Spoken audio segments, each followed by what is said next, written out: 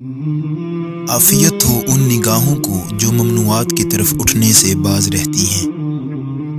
السلام علیکم۔ Teachings of اسلام کے ساتھ آپ کا میزبان محمد اویس قاضی۔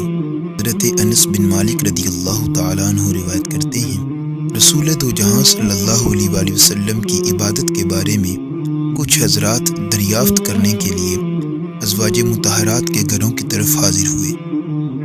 جب انہیں رسول اکرم صلی اللہ علیہ وآلہ وسلم کی عبادت کے بارے میں بتایا گیا تو انہیں گویا اپنی عبادت کرنا کچھ کم محسوس ہوا، تو وہ کہنے لگے، بھلا ہم کہاں اور نبی رحمت صلی اللہ علیہ وآلہ وسلم کی ذات پاک کہاں؟ حالانکہ اللہ تعالیٰ نے آپ کو تمام گناہوں سے پاک فرمایا اور آپ کے طفیل امت کے اگلے پچھلے گناہ معاف فرمائے گا۔ ایک صاحب بولے، میں رات کو سوؤں گا نہیں اور ساری رات نماز پڑھا کروں گا۔ دوسرے صاحب بولے، میں ہمیشہ روزہ رکھا کروں گا اور کبھی ناغہ نہیں کروں گا۔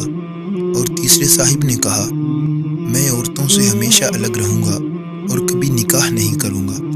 پھر رسول اللہ صلی اللہ علیہ وآلہ وسلم ان کے پاس تشریف لائے اور فرمایا، تم ہی وہ لوگ ہو جنہوں نے ایسی ایسی باتیں کی، سن لو، اللہ کی قسم میں تم سے زیادہ اللہ سے ڈرنے والا ہوں اور تم سے زیادہ پرہیزگار ہوں، لیکن میں تو روزہ بھی رکھتا ہوں اور ناغہ بھی کرتا ہوں، میں رات کو سوتا بھی ہوں اور نماز بھی پڑھتا ہوں اور عورتوں سے نکاح بھی کرتا ہوں۔ آگے فرمایا کہ جو میری سنت سے منہ پھیرے گا وہ ہم میں سے نہیں۔ اللہ اکبر۔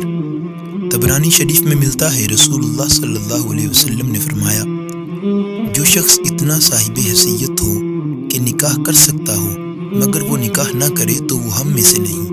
اب دیکھیے کس قدر اہمیت بیان فرمائی گئی، بلکہ جو نکاح کی استطاعت کے باوجود نکاح نہ کرے وہ تو رسول خدا کی رحمت سے بھی محروم ہو جاتا ہے اور ذمہ الہی سے بھی محروم ہو جاتا ہے۔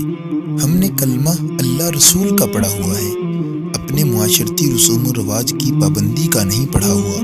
لہٰذا اگر اسلامی نقطۂ نظر کو دیکھا جائے تو نکاح ایک رحمت ہے۔ اللہ کریم ہمیں اپنے محبوب بندوں میں سے